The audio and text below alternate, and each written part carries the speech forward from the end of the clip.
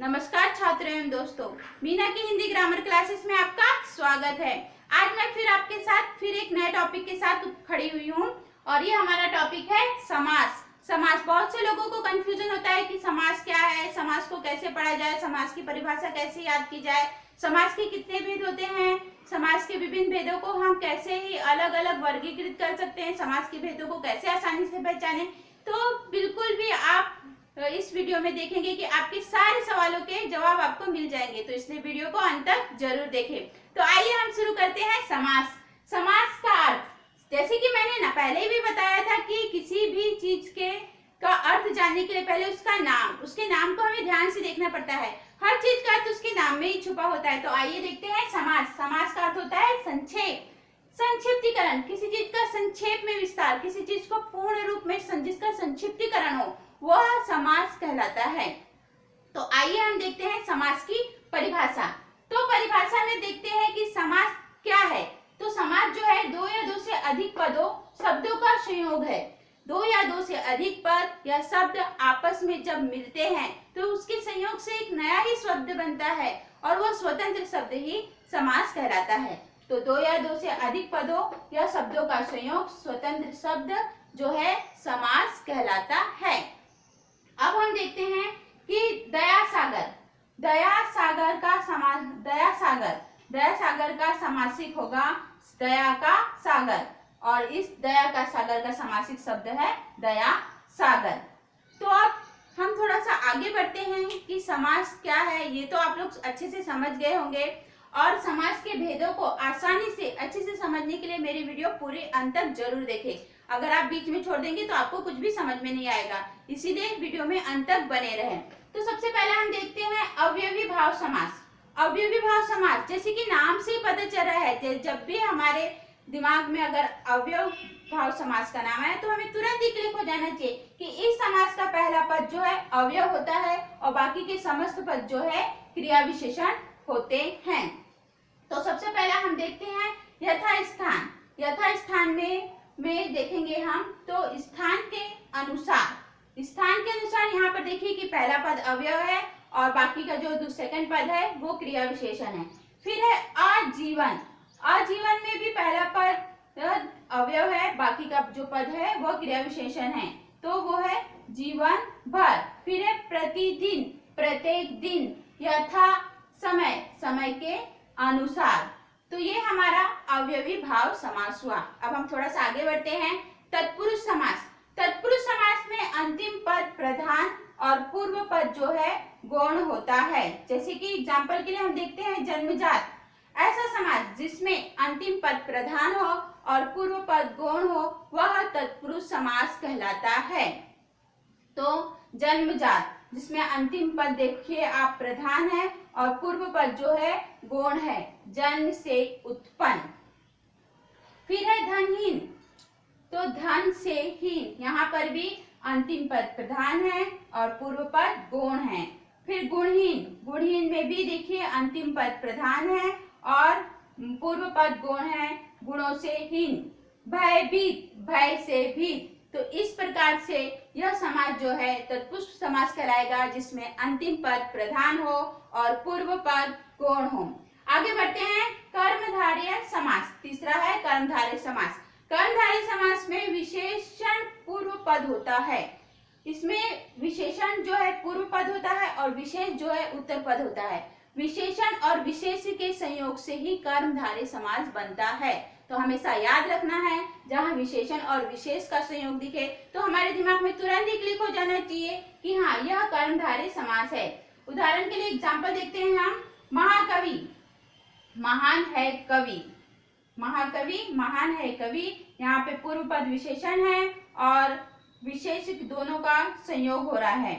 नवरत्न, नवरत्न के समान। नीलकमल, नीला है जो कमल। तो इस प्रकार से हम देखते हैं कि कर्मधारय समास में विशेषण और विशेष का संयोग है।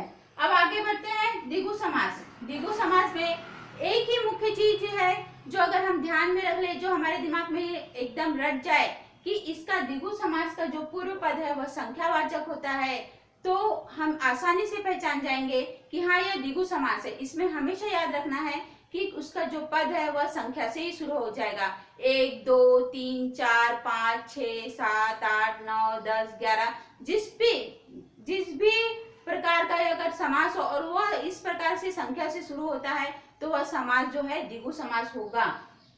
उसका एग्जाम्पल हम देखते हैं, द्विगु समास का एग्जाम्पल देखते हैं। नवरत्न, नवरत्न नव यानी 9, तो 9 यहाँ पर संख्या का वर्णन हो रहा है और कौन सी संख्या का वर्णन हो रहा है? 9 संख्या का, 9। तो नवरत्न का होगा नवरत्नों का समूह। फिर है सप्तद्वीप, सप्त में 7 यानी यहाँ पर भी संख्यावाचक है तो 7 द्वीपों का समूह। त्रिभुवन में 3 यानी 3 भवनों का समूह। सप्तमंजिल में 7 मंजिल का समूह। फिर है सप्तऋषि, यहाँ पर भी 7 ऋषियों का समूह। तो यहाँ पर ध्यान से देखिए कि यहाँ पर जितनी भी मैंने एग्जाम्पल बताए हैं वो सारे एग्जाम्पल जो है संख्यावाचक है। तो इस प्रकार का अगर हमें किसी संख्यावाचक इस प्रकार का एग्जाम्पल हमें देखने को मिले तो हमें तुरंत ही समझ जाना चाहिए कि यह द्विगु समास है। अब थोड़ा सा आगे बढ़ते हैं, 5वें नंबर पे है द्वंद्व समास। तो द्वंद्व समास द्विगु के बाद आता है द्वंद्व समास। द्विगु जिस प्रकार से मैंने बताया है कि द्विगु समास का जो पूर्व पद संख्यावाचक होता है उसी प्रकार से द्वंद्व समास में भी एक अलग सा है ट्रिक जिसे आप आसानी से पहचान जाओगे कि हाँ यह द्वंद्व समास है। द्वंद्व समास के सभी पद प्रधान होते हैं, चाहे वो पूर्व पद हो या उत्तर पद हो, वो सभी पद जो है एक समान होते हैं, सभी पद जो है प्रधान होते हैं और इनमें के मध्य में एक संयोजक शब्द का लोप होता है। और इस समास को पहचानने की और एक इजी ट्रिक बता दे रही हूँ आपको कि इसमें जो है एक इस प्रकार का चिन्ह लगा होता है, दो शब्दों के बीच में इस प्रकार का चिन्ह लगा होता है जिसे हम संयोजक चिन्ह कहते हैं। तो जैसे कि एग्जाम्पल देखते हैं, माता और यहाँ पर ये चिन्ह लगा है पिता, माता और पिता हो जाएगा इसका विग्रह। राम कृष्ण, राम और कृष्ण हो जाएगा। भाई बहन, भाई और बहन हो जाएगा। पाप पुण्य, पाप और पुण्य हो जाएगा। सुख दुख, सुख और दुख हो जाएगा। तो हमेशा याद रखना है कि द्वंद्व समास में ये संयोजक चिन्ह का होना बहुत आवश्यक हो। जहां आपको यह संयोजक चिन्ह दिखाई दे तो आपके दिमाग में तुरंत ही क्लिक हो जाना चाहिए, आपको तुरंत ही समझ में आ जाना चाहिए कि हाँ यह तो द्वंद्व समास है। ठीक है, अब हम थोड़ा और आगे बढ़ते हैं। यहाँ तक तो मुझे लगता है कि ये पांचों समास को जानने में आपको कोई कंफ्यूजन नहीं हुआ होगा। अब आगे बढ़ते हैं बहुब्रीहि समास।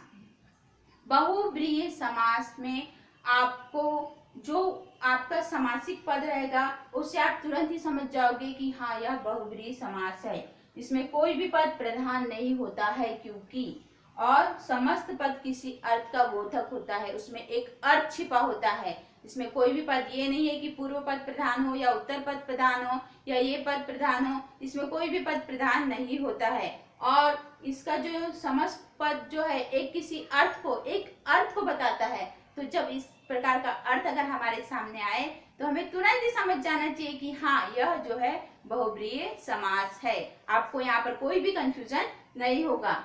एग्जाम्पल के देखते हैं। लंबोदर, लंबा है उदर जिनका, अर्थात श्री गणेश। लंबोदर हम किसे कहते हैं? सभी को पता है लंबोदर यानी क्या है। लंबोदर यानी हम किसको कहते हैं? गणेश को कहते हैं। लेकिन लंबोदर क्यों कहते हैं? तो लंबा है उदर जिनका, उनका उदर लंबा है इसीलिए हम उनको लंबोदर कहते हैं। फिर है नीलकंठ, नीलकंठ, नीलकंठ, नीलकंठ है जिनका। आपको सभी को पता है कि शंकर जी भगवान का नीलकंठ जो है नीला है और ये नीलकंठ है इसीलिए हम उनको शिव जी कहते हैं। तो नीलकंठ यानी नीलकंठ है जिनका, अर्थात शिव जी। फिर है वीणा पाणी। वीणा पाणी कौन लेकर है? आप सभी को पता है कि सरस्वती, माँ सरस्वती जो है वीणा पाणी लेकर रहती है। तो वीणा पाणी, वीणा है पाणी जिनके, अर्थात सरस्वती।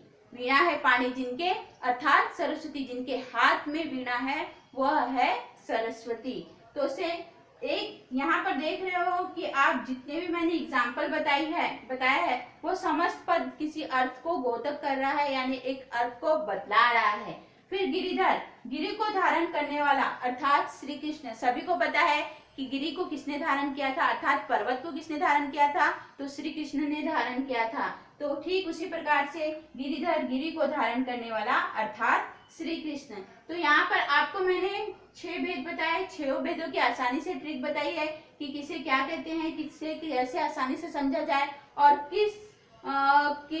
किस समास का क्या मुख्य रूप है कि जिसे आसानी से आप समझ सकते हो। इस प्रकार से आपको मेरा अगर यह वीडियो पसंद आया हो तो प्लीज लाइक शेयर कमेंट जरूर करें, सब्सक्राइब ना करना ना भूले, बेल आइकन को जरूर दबाएं। आप सबका धन्यवाद।